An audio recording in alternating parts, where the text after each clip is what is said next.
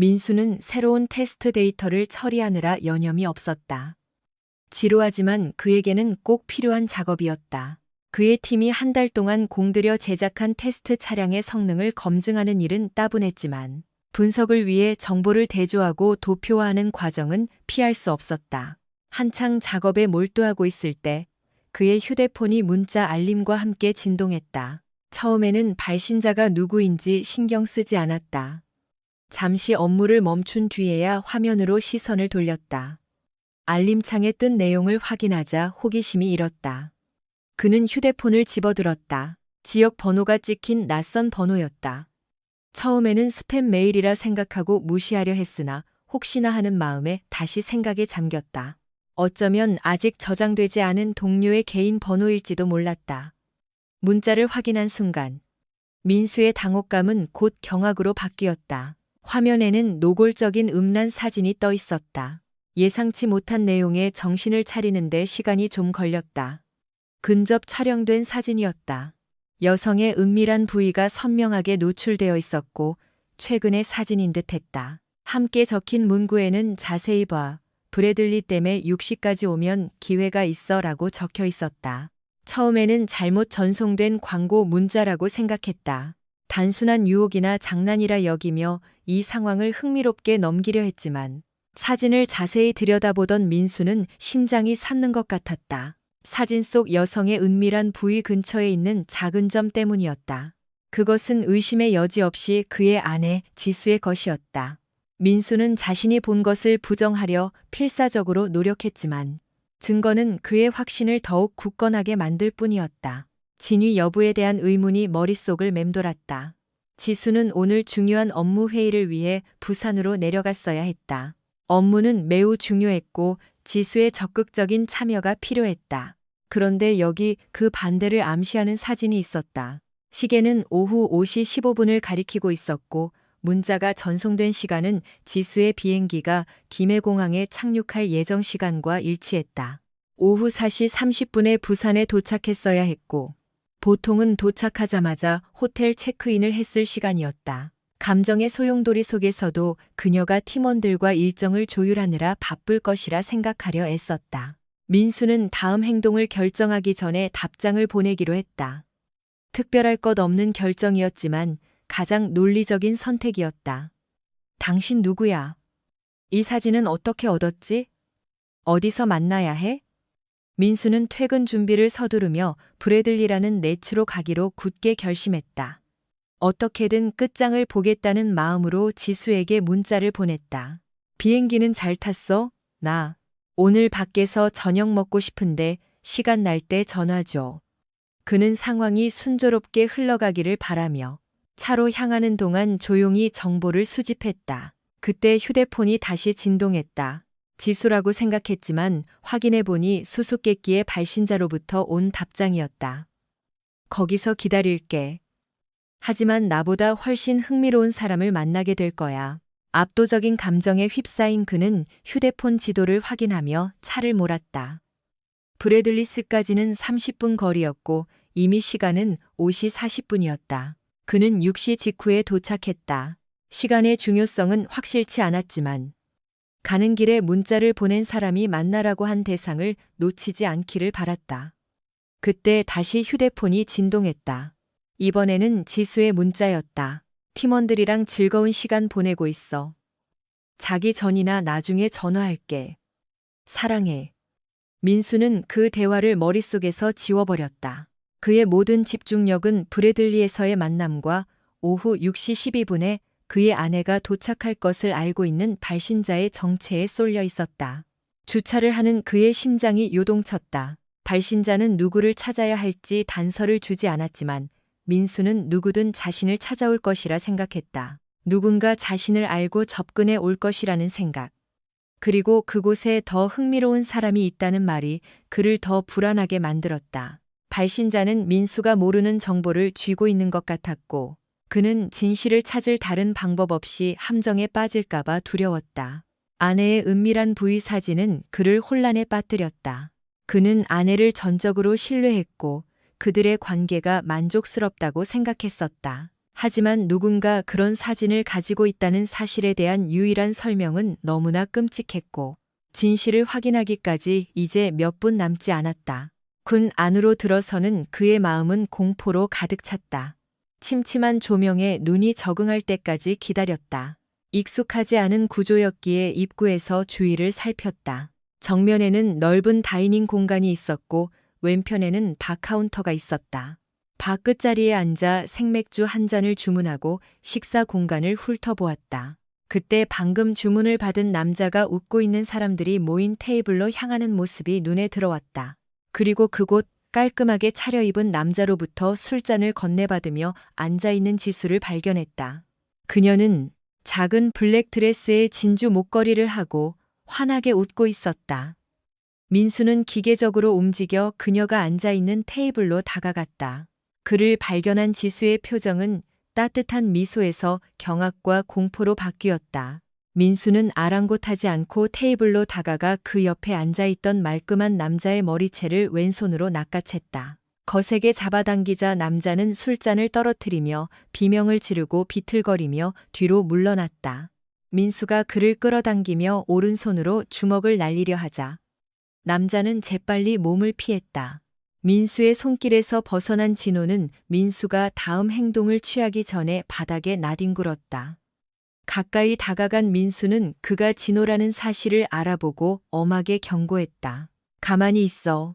머리가 헝클어지고 술에 젖은 진호는 아무 말 없이 지수 쪽을 바라보며 순순히 따랐다. 테이블 전체에 정적이 흘렀다. 익숙한 얼굴들이 그를 빤히 쳐다보았다. 지수의 팀원들이었다. 그들은 민수와 함께 집에서 식사도 하고 모임도 가졌던 사람들이었다. 배신보다는 집단적 충성심이 앞선 사람들 사이에서 누군가 한 명만이 진실을 폭로하기로 선택한 것이었다. 그들의 신원을 일일이 확인하려다. 민수는 부질없는 짓이라 생각하고 관두었다. 그는 지수에게 집에 가겠다고 통보하며 우리 결혼 생활에 신락 같은 희망이라도 남아있다면 지금 당장 따라 나오라고 말했다. 지수는 고개를 끄덕였지만 그녀가 일어나기 전 민수는 잠시 기다리라고 손짓했다. 그는 근처에 앉아있던 영희와 성민을 향해 돌아서서 물었다. 영희 씨, 남편 철수 씨는 당신이 부산에 있는 줄 알겠죠? 성민 씨, 지은 씨도 그렇게 알고 있습니까? 그들의 회피하는 눈빛이 민수의 의심을 확인해 주었다. 그는 이 집단 전체가 연루된 것은 아닌지 의심하며 집으로 돌아오는 길은 안개 속을 걷는 듯 몽롱했고 차고 앞에 도착해서야 정신이 들었다. 안으로 들어가 캔맥주 하나를 꺼내 거실 소파에 주저앉았다. 지은의 남편 성민이나 영희의 남편 철수는 알지만 다른 커플들은 잘 모르는 사이였다. 불확실성이 마음을 갉아먹었다. 성민이나 지은에게 연락해볼까 고민했지만 결국 하지 않기로 했다.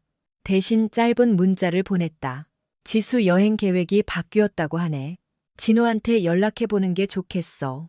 그 말을 남기고 그는 추가 조사의 가능성을 열어두었다. 혼돈 속에서도 끝이 다가오고 있다는 예감이 들었다. 약 20분 후 차고 문 열리는 소리가 들리고 지수가 차를 몰고 들어왔다. 거실에서 기다리고 있던 민수 앞에 그녀가 나타났다. 블랙드레스 차림 그대로였지만 킬힐과 화려한 장신구는 벗어던진 상태였다. 그녀가 거실로 들어와 맞은편 소파에 앉았을 때도 민수는 침묵을 지켰다. 대화에서 침묵이 가진 힘을 알고 있었기에 그는 이 고요를 최대한 오래 유지하기로 마음먹었다. 지수가 먼저 입을 열기까지는 그리 오랜 시간이 걸리지 않았다. 말하고 싶어 미칠 것 같지만 당신이 생각하는 그런 게 아니야. 그녀가 말을 시작하려 하자 민수는 손을 들어 제지했다. 오늘 밤 일어난 일에 대해 내가 어떻게 생각하는지 당신은 전혀 몰라. 민수가 대답했다. 자세한 설명은 필요 없어. 우리 둘 다 엔지니어니까 왜라는 질문에 실제적이고 객관적인 답은 없다는 걸 잘 알잖아. 그건 보통 좋지 않은 결과를 정당화하려는 시도일 뿐이니까. 그래서 난 왜라고 묻지 않겠어.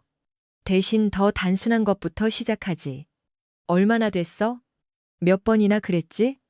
우리 친구들은 이 사실을 얼마나 자주 알고 있었어? 저 테이블에 앉아 함께 바람을 피운 사람들 말고 당신 동료들과 우리 친구들 눈에 나는 그저 배신당한 바보로 보였던 건가?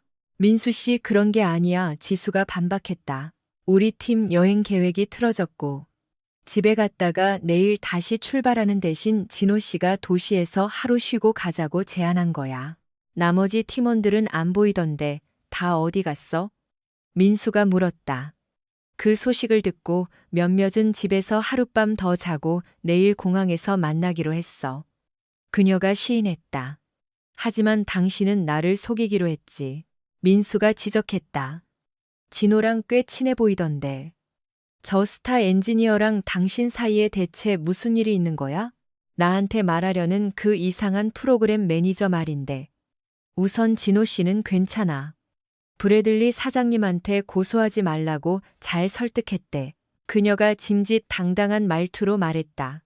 민수는 그녀의 어처구니 없는 충성심에 눈을 크게 떴다. 당신 동료 따위 관심 없어. 그자가 넘어지지 않았다면 주먹을 날렸을 거야. 고소니 언론이니 나를 겁줄 생각 마.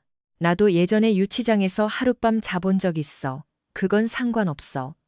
오히려 재판장에서 재미있는 증언거리가 되겠지. 그는 냉소적인 미소를 띠며 덧붙였다. 그자를 사랑해? 지수는 생각을 정리하려는 듯 잠시 멈췄다. 민수는 그녀가 얘라는 대답을 고민하고 있음을 직감했다. 침묵은 강력한 도구였고 민수의 머릿속은 그 공백을 채우려 애썼다. 이 상황이 결코 좋게 끝날 것 같지 않았다. 진호 씨는 내 남자친구가 아니야. 우리 사이엔 아무 일도 없어. 계획 변경을 당신에게 말했어야 했지만 별로 중요하지 않다고 생각했을 뿐이야. 내가 여기 있든 부산에 있든 당신은 나를 만날 거라 예상 못했을 거고 난 여전히 팀 업무 중이었으니까 우린 그저 쉬러 가기 전에 저녁을 먹었을 뿐이야. 당신이 그렇게 행동할 이유가 전혀 없었다고.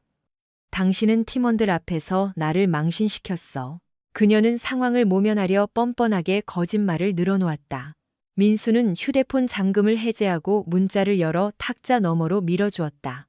사진을 본 그녀의 표정에서 민수는 그녀가 그 사진과 당시 상황을 기억하고 있음을 알았다. 더 이상 부정할 여지는 없었다. 이번에 그녀는 기세가 꺾인 채 말을 시작했다. 민수는 휴대폰을 가져와 녹음 앱을 켜고 셔츠 주머니에 넣었다. 민수 씨, 우리 팀은. 그녀는 적당한 단어를 찾으며 망설였다. 여러 면에서 아주 끈끈해. 우리 대부분은 그녀가 시작했다. 자주 모이는 소그룹이 있어. 다들 브래들리에 모이지. 우린 남들보다 더 노력하는 사람들이야. 제안서나 발표 준비를 위해 내가 쏟은 시간들 알잖아. 정확히 언제 시작됐는지는 모르겠지만 진호 씨가 PM이 된 직후였을 거야. 우린 아주 가깝게 일했고 나는 그에게 끌렸어. 그렇게 자연스럽게 발전한 거야. 지수가 설명했다. 더 설명할 필요 없어. 민수가 말을 끊었다. 잠자리는 자연스럽게 일어나는 게 아니야. 의식적인 결정이지. 우리 둘 다 그걸 아니까 제발 나를 모욕하지 마. 그럼 거의 6개월이나 됐다는 거네. 민수가 스스로의 질문에 답했다. 진호가 합류했을 때부터지, 그렇지? 지수는 고개를 끄덕였다. 팀 전체가. 민수는 이름을 거론하지 않은 채 말을 이었다. 당신들 모두가 말이야. 지수는 다시 고개를 끄덕였다. 진호가 그게 팀의 신뢰와 단결력을 높여준다고 하던가? 그래서 당신들 모두 사내 커플 그룹을 만든 거야? 지금은 비난받고 있지만 그 이상이었겠지. 나는 진호 씨와 우리 팀에게 그 어느 때보다 유대감을 느껴. 지수가 자신있게 단언했다. 민수는 불길한 기운을 감지했다. 유감스럽게도 곧 당신 팀에 몇 가지 변화가 생길 거야. 민수가 경고했다. 무슨 짓을 한 거야? 지수가 경악하며 외쳤다. 민수 씨.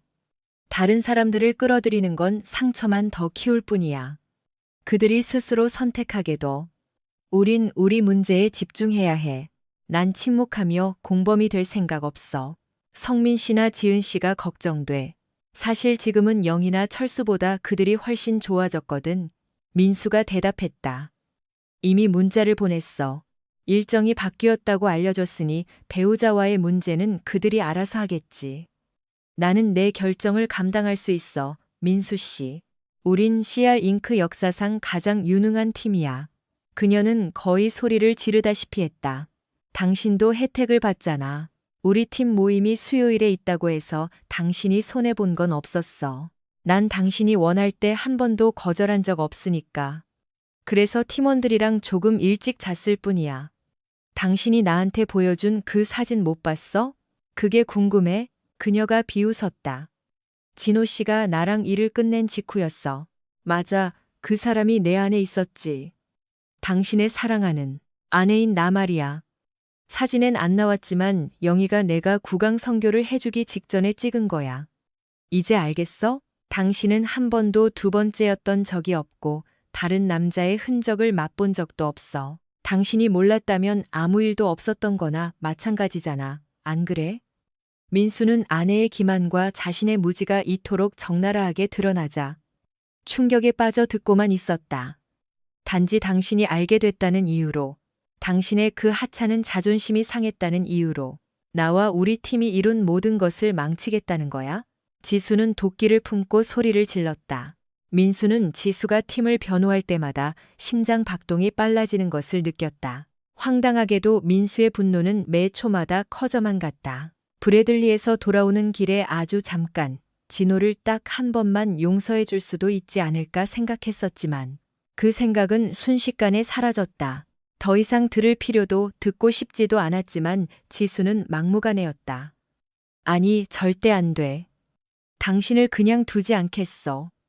당신은 당장 성민 씨랑 지은 씨한테 문자를 보내서 나한테 연락받았는데 우리가 대구에 갇혀 있고 내일 아침에 예약했다고 다시 말해. 영희랑 철수가 믿을 만한 이야기를 지어내야 하고 당신도 그걸 뒷받침해야 해, 젠장. 그녀가 비명을 질렀다. 이 거래에 수십억 원이 달려 있어. 당신의 자존심 상한 건 아무것도 아니라고. 당장 문자 보내고 다음 단계를 논의해. 민수가 맞받아쳤다. 논의할 건 없어.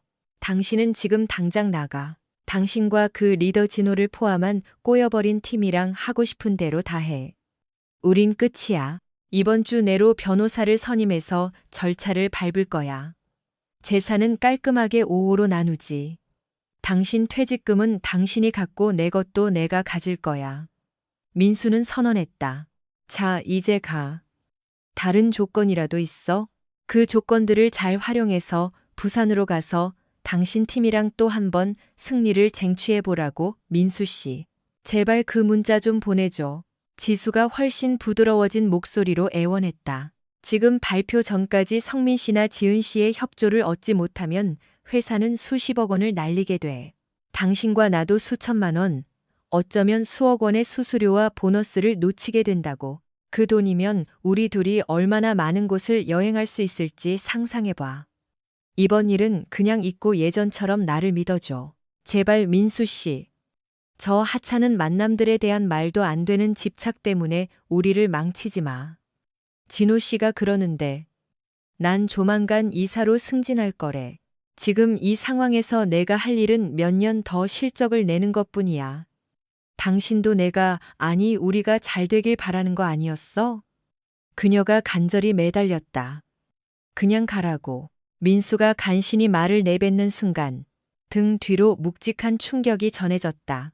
숨이 턱 막히며 바닥으로 고꾸라졌고 누군가 그의 등을 무릎으로 짓눌렀다. 너무 때리지 마. 지수가 끼어들었다. 너무하네. 그녀가 덧붙였다. 내 코를 부러뜨릴지 아직 결정 못했나 보네. 진호가 바닥에 쓰러진 민수의 얼굴 가까이 다가가 비웃었다. 지수도 제정신이 아니군. 민수는 생각했다. 이제 그녀가 진정 누구 편인지 알겠어. 누구 코가 부러지는지 한번 보자고. 진호가 비열하게 웃었다. 그놈 휴대폰 뺏어서 문자나 보내. 이런 쓰레기 같은 일에 낭비할 시간 없어. 누군가 민수를 바닥에서 일으켜 세웠다. 단 한 명이었다. 민수는 아픈 척 연기하며 상대방이 힘을 써서 자신을 일으키게 유도했다. 덕분에 필요한 정보를 얻을 수 있었다. 그를 붙잡고 있는 자는 민수를 끌어올리느라 헉헉대는 유약한 사무직원이었다. 민수는 불의의 습격에서 정신을 차리고 상황에 집중했다. 말끔하게 차려입은 진호와 그 일당들과 달리 민수는 그의 팀은 켄터키주 포트 캠벨의 주둔한 제160 특수 임무 항공연대와 함께 현장에서 활동했었다.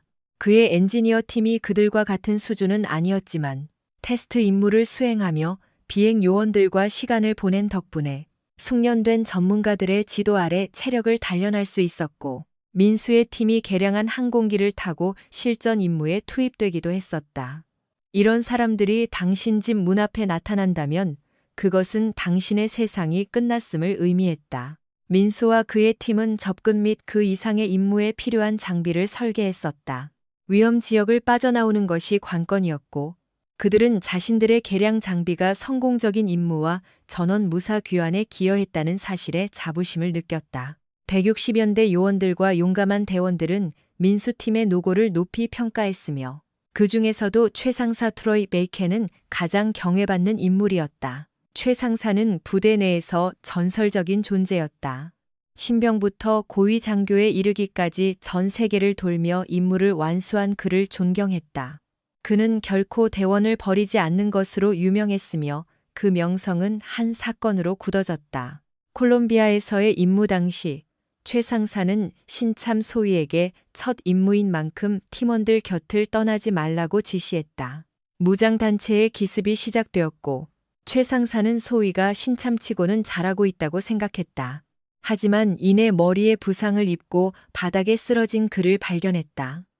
위생병은 생체 신호를 확인한 뒤 소위가 사망했다고 보고했다. 최상사는 무릎을 꿇고 소위를 소방수 운반법으로 짊어졌다.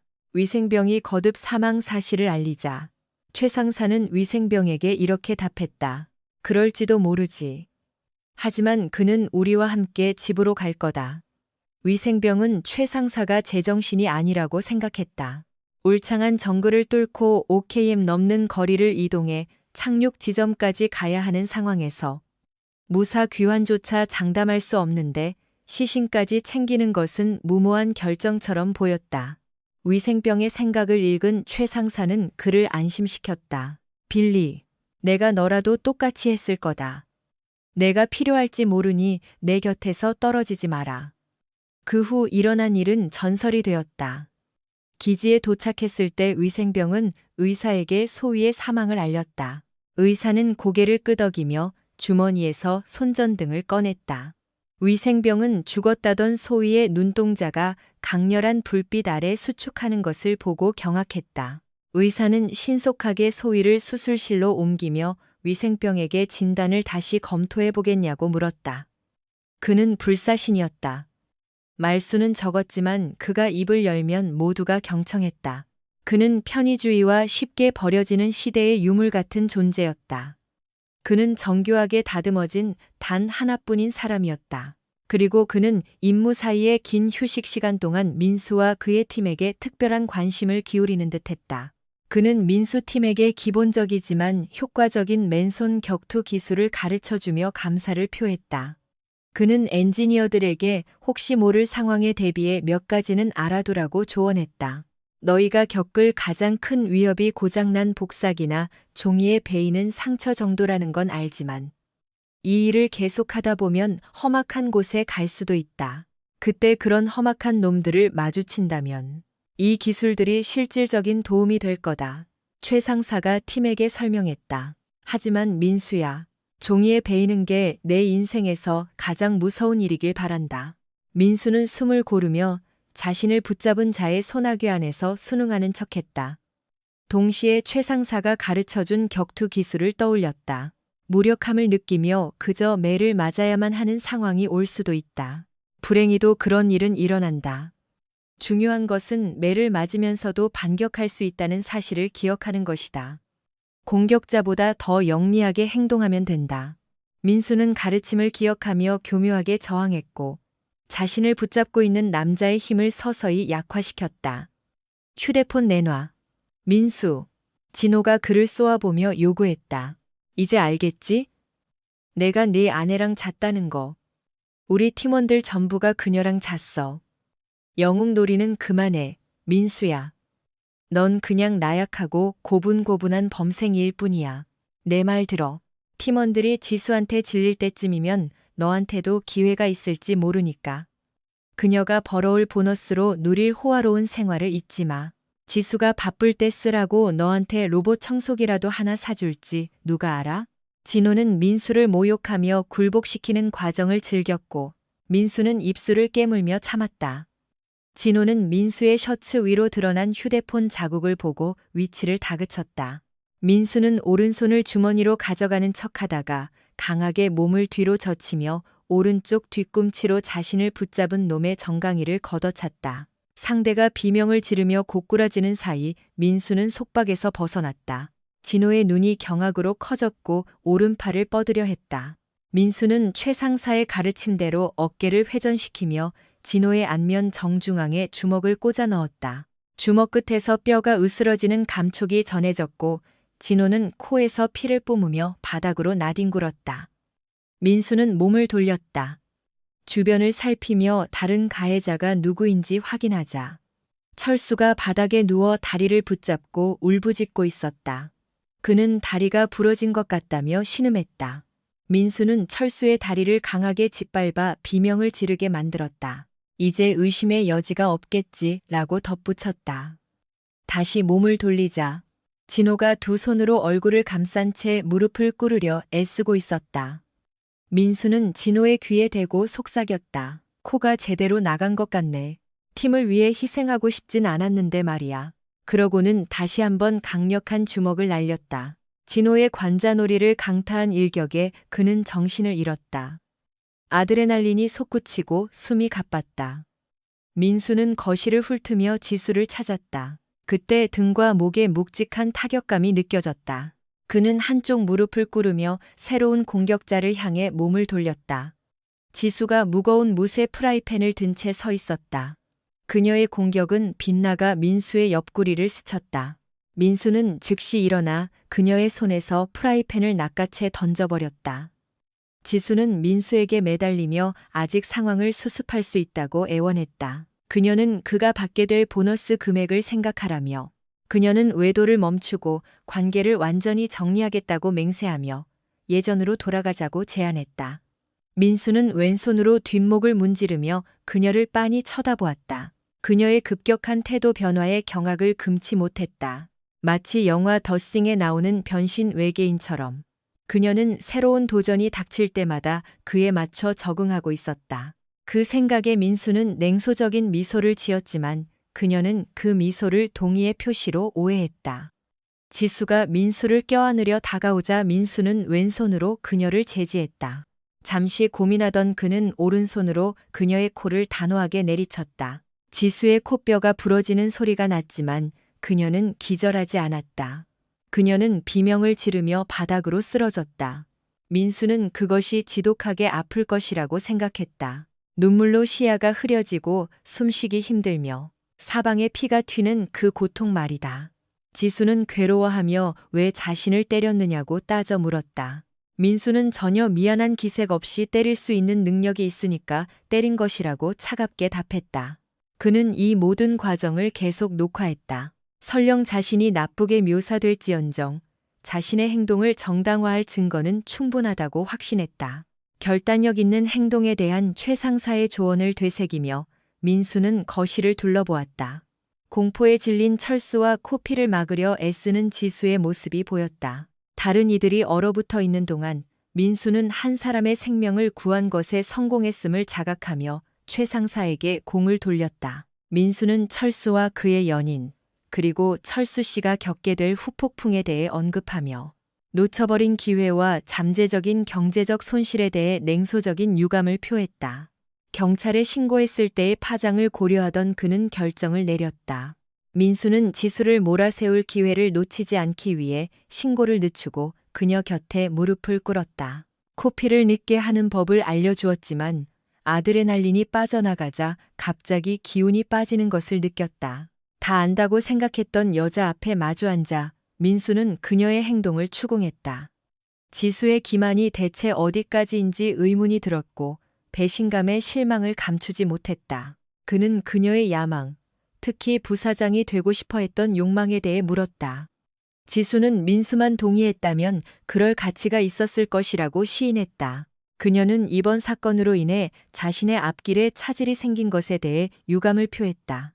민수가 그들의 관계와 계속될 거짓말에 대해 묻자 지수는 부정직함이 계속될 위험성과 가능성을 인정했다.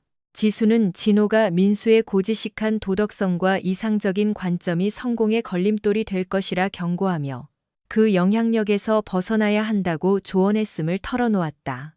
진호가 언제 그런 말을 했느냐는 민수의 질문에 지수는 그의 무지를 비웃듯 대꾸했다.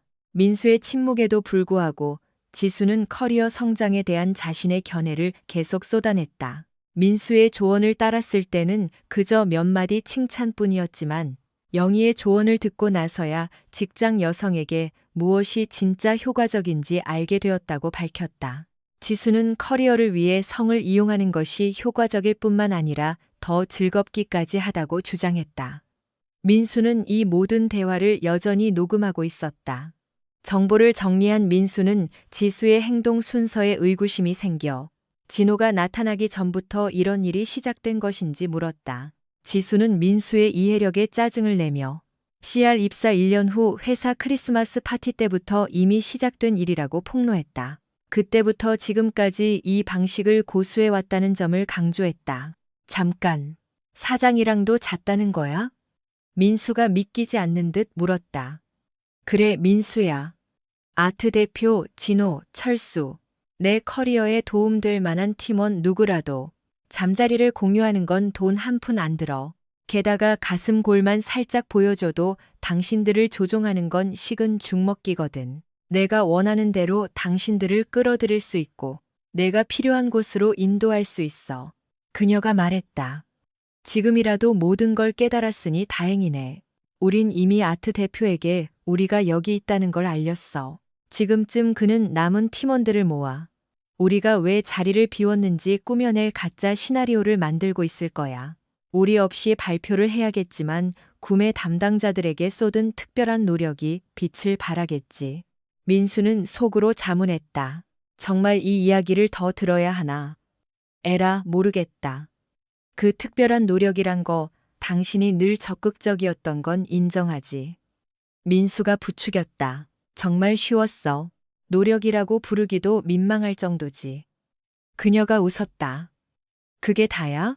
내가 겪은 최악의 관계조차 BITS 컨퍼런스에서는 훌륭한 도구가 됐어. 남자들은 다루기 쉬웠지만 선정위원회의 유일한 여성인 브렌다를 공략할 때는 좀 더 창의적이어야 했지.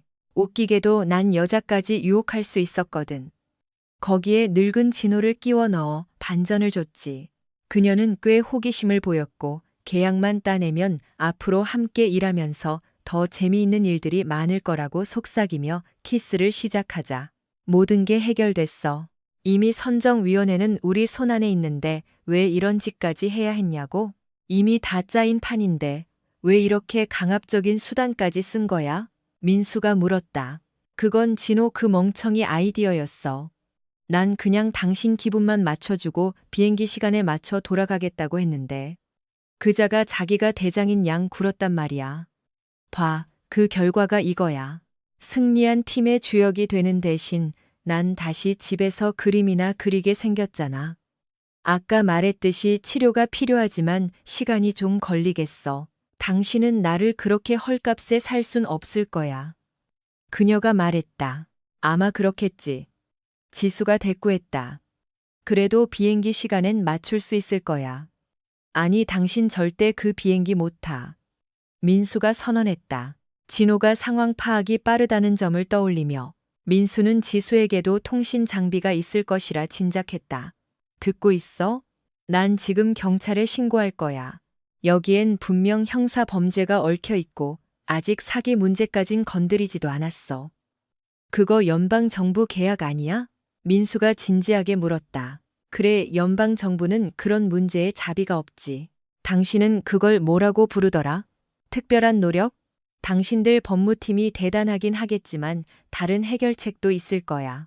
그는 잠시 말을 멈췄다. 그때 지수의 휴대폰에서 대통령 찬가 벨소리가 울렸고 그녀는 휴대폰을 귀에 댔다. 물론 스피커폰으로 들려줄게. 아트 대표의 목소리가 먼저 들려왔다. 민수 씨, 진심으로 사과드립니다. 진호의 행동은 판단착오였습니다. 이사회에서 그를 엄중히 처리할 것임을 약속드립니다. 감사합니다, 아트 대표님. 안심이 되네요.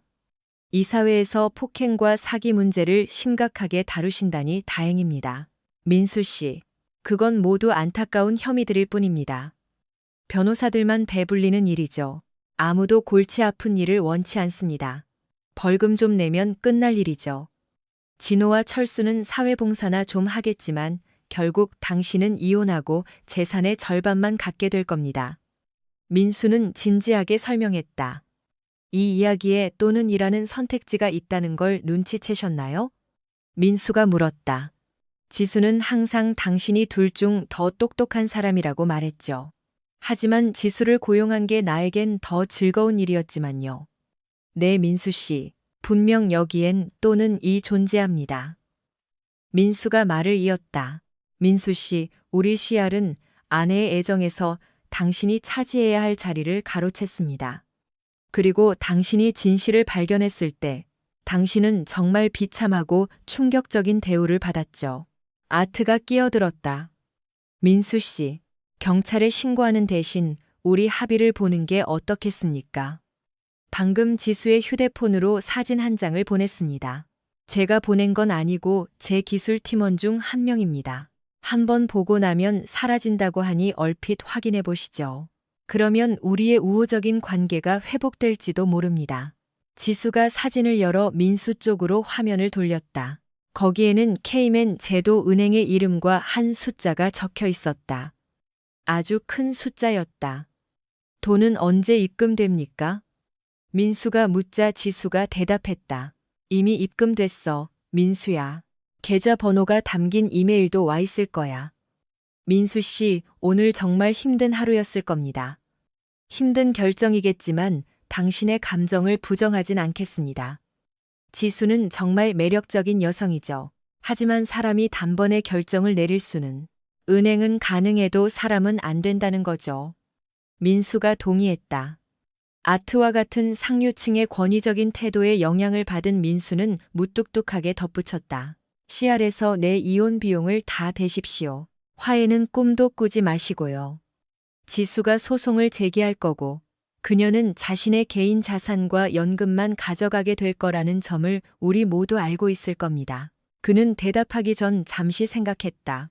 한편으로는 원칙을 지켜 이 모든 조작된 상황을 폭로하고 순리대로 흘러가게 둘 수도 있었지만 다른 한편으로는 그냥 떠날 수도 있었다. 아트는 그에게 그럴 만한 500만 달러, 약 65억 원의 이유를 주었다. 치알에 의료팀이 있습니까? 아트? 민수가 물었다. 아, 네. 물론이죠. 개인 주치의들도 있습니다. 아트가 대답했다. 좋습니다. 민수가 말했다. 당장 리무진을 보내서 여기 있는 당신 팀원들을 데려가시죠. 합의된 겁니까?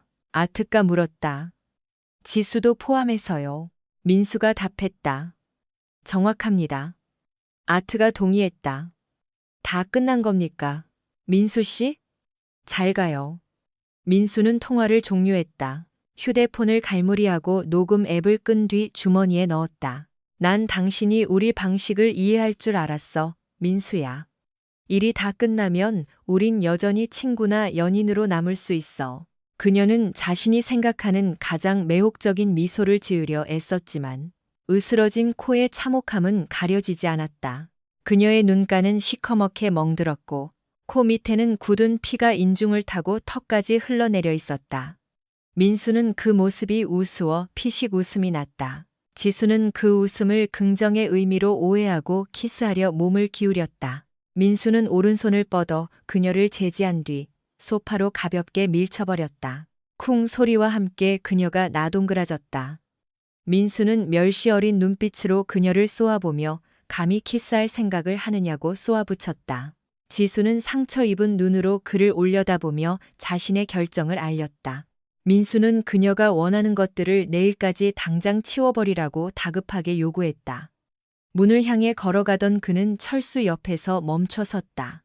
철수의 다리 부상을 묻는 척하던 민수는 그의 엄살을 무시하고 철수의 급소를 걷어찼다. 철수는 비명을 지르며 몸을 웅크렸다. 이어 민수는 겨우 몸을 일으킨 진호에게 다가갔다. 더 이상 다치게 하지 않겠다고 안심시키자 진호는 안도의 미소를 지었지만 민수가 그의 급소를 발로 강하게 짓누르자 고통의 비명을 지르며 옆으로 쓰러졌다. 진호는 민수가 방을 나가는 것을 지켜보았다. 민수는 차에 올라탔다. 어디로 갈지 정하진 않았지만 일단 먹을 것과 잘 곳이 급선무였다. 근처 햄버거 가게에서 끼니를 해결하고 도시 외곽의 레드루프 호텔에 체크인했다. 그는 고속도로 근처 마을 변두리에 머물렀다.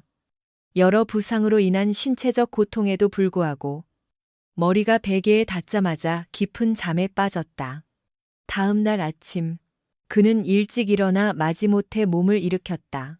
방 안의 커피 머신으로 커피를 내리고 있을 때 휴대폰이 울렸다. 낯선 번호로부터 온 문자였다. 어제 일은 미안해. 금요일에 쇼핑몰 근처 바에서 만날 수 있을까?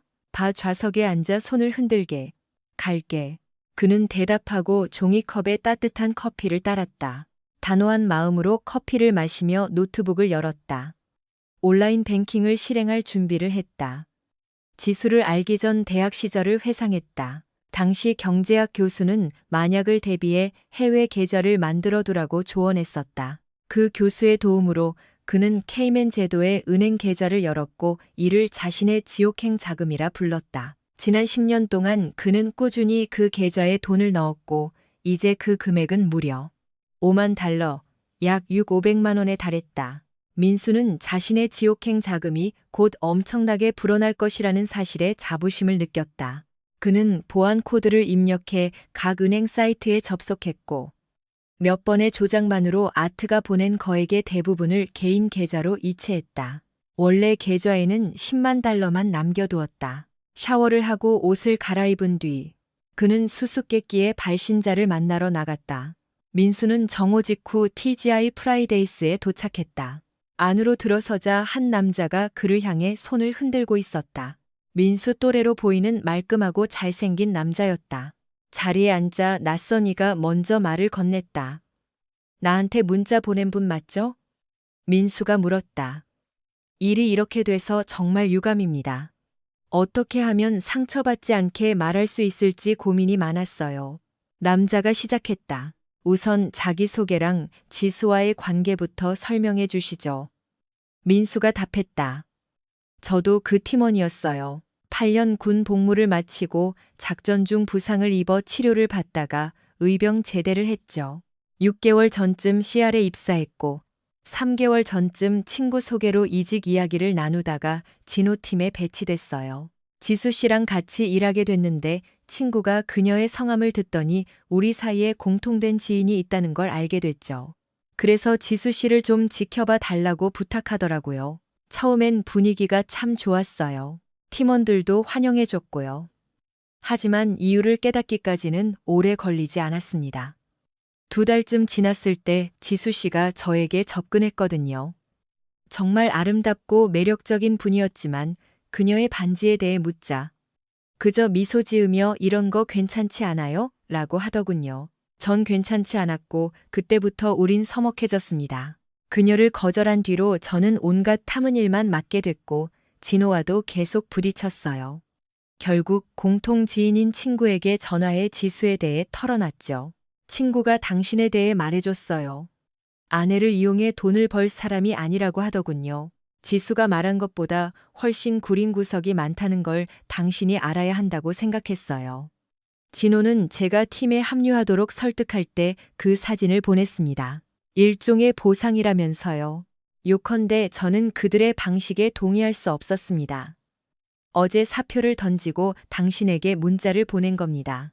우리 친구 최 상사님께 물어봤더니 당신을 아직 못 만났다고 하시더군요. 그는 잠시 말을 멈췄다. 계속하시죠. 제가 신참 소위였을 때 그분이 저를 위기에서 구해주셨죠. 빚진 게 참 많습니다. 민수가 동의했다. 앞으로 어떻게 하실 건가요? 남자가 물었다. 아트 대표가 제안을 했어요. 경찰에 신고할 수도 있겠지만 그의 호화 법무팀 앞에서는 결국 유야무야 될 겁니다. 그래서 합의를 봤죠. 당신 눈엔 제가 비겁해 보일 수도 있겠지만 그들은 제가 가진 유일하고 대체 불가능한 것을 앗아갔어요. 법적으로 대가를 치르게 할 수 없다면 돈으로라도 갚게 해야죠. 그게 지수를 되돌려주진 않겠지만 생각해보니 그녀가 생각만큼 대체 불가능한 사람도 아니더라고요. 여행을 떠날 계획입니다. 최 상사님께는 감사하다고 전해주세요. 다시는 이 바닥으로 돌아오지 않을 겁니다. 당신은요? 민수가 물었다. 최 상사님이 백스터 산업에 대해 좋게 말씀하시더군요. 당신이 떠났으니 엔지니어가 필요할지도 모릅니다. 거긴 분위기가 좀 다르겠지만 당신 취향에 맞을 거예요. 도전적이긴 하겠지만 복지는 지순의 팀과는 비교도 안 될 만큼 좋을 겁니다. 민수는 미소를 지으며 수긍했다. 정리가 끝나자 남자가 일어났고 민수도 따라 일어났다. 두 사람은 가볍게 목례를 나눈 뒤 아무 말 없이 헤어졌다. 다음 주 월요일. 민수는 코스타리카행 비행기 체크인을 마쳤다. 타마린도에서의 평화로운 휴가를 꿈꾸며 보안 검색대로 향하던 중 그는 가방에서 봉투 하나를 꺼내 우체통에 넣었다. 워싱턴 DC의 법무부로 향하는 그 봉투 안에는 녹음 파일이 담긴 USB가 들어있었다. 아트의 법무팀이 아무리 대단해도 연방정부의 수사망까지 피하긴 어려울 것이라 생각하며 민수는 보안 검색을 통과하기 전 봉투를 확실히 우체통에 넣었다. 9개월 후 코스타리카 북부 태평양 연안의 작은 마을 단골 카페에 앉아있는 민수에게 안나가 세레나사 와인 한 병을 가져다 주었다. 고마워요. 민수는 와인을 한 모금 마시며 손에 든 봉투를 쳐다보았다. 누가 자신을 찾아냈는지 의아했다. 숨어 지내려 애쓴 건 아니지만 이런 외딴 곳까지 찾아내려면 보통 수단으로는 불가능할 터였다. 예술계 거물들이 들이닥쳐 이틀 동안 봉투를 현관에 두고 갔다는 소문이 돌았다. 폭탄은 아닐 거라 확신했지만 너무 조심해서 나쁠 건 없지, 카를로스. 민수는 카페 주인을 불렀다. 예, 민수 씨. 민수는 봉투를 주인에게 건네고 몇 발자국 물러났다. 조심 또 조심. 카를로스가 봉투를 뜯어 건네주자 민수는 맥주를 한 모금 더 마시고 봉투를 뒤집었다. 몇 장의 종이가 탁자 위로 떨어졌다. 흥미로울 겁니다라는 메모와 함께 전화번호 하나가 적혀 있었다. 최 상사의 번호였다. 최 상사라면 자신을 찾아낼 능력이 충분하다고 생각하며 민수는 만족스러운 미소를 지었다. 다른 종이를 뒤집자 사진이 담긴 신문기사 스크랩이 보였다. 사진 속에는 수갑을 찬 채 건물 밖으로 끌려 나오는 진호, 철수, 지수, 그리고 영희의 모습이 담겨 있었다. 기사 제목은 수십억 원대 조달 사기 혐의로 사명 기소였다. 민수는 미소 지었다. 아트의 변호사들이 생각만큼 전능하진 않았나 보군. 그는 혼잣말을 했다. 스페인어가 서툴고 영어 사용자가 적은 이곳에서 그는 가끔 혼자라도 영어로 중얼거리는 버릇이 생겼다. 그는 빈 병을 들어 보이며 안나에게 말했다. 안나, 한 병 더. 고마워요. 안나. 그는 맥주를 건네받아 한 모금 마시며 깊고 푸른 태평양을 바라보았다. 지수,